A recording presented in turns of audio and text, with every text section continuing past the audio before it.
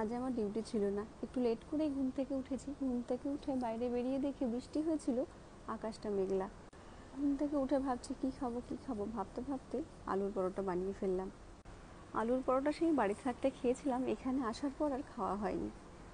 মাঝে মাঝে ইচ্ছা করে এটা ওটা খাওয়ার জন্য, কিন্তু যখন মনে পড়ে নিজেকেই বানিয়ে খেতে হবে তখন আর খাওয়ার ইচ্ছাটা থাকে না, যেটা পাই সেটাই খেয়ে নিই। জাপানে রেডিমেড রুটি বা আলুর পরোটা, পেঁয়াজের পরোটা সমস্তটাই কিন্তু পাওয়া যায়। শুধু কিনে নিয়ে এসে আপনাকে কড়াইতে দিতে হবে, ব্যাস, আর কিছু করতে হবে না। তবে খাবার দাবারগুলো আমি ঘরে বানিয়ে খেতেই বেশি পছন্দ করি। মাঝে মাঝে মনে হয় কাছে মা থাকলে কি ভালো হতো। কিছু খেতে ইচ্ছা করলে মাকে বললেই বলা শেষ হওয়ার সাথে সাথে মার বানানো রেডি। যখন একটু টেস্টি খাবার খেতে ইচ্ছা করে তখন ভীষণভাবে মায়ের কথা মনে পড়ে। মনে হয় মা থাকলে হয়তো এটা বানিয়ে দিত, ওটা বানিয়ে দিত। বিভিন্ন ধরনের পরোটা খেতে আমার কিন্তু ভীষণ ভালো লাগে। ছুটির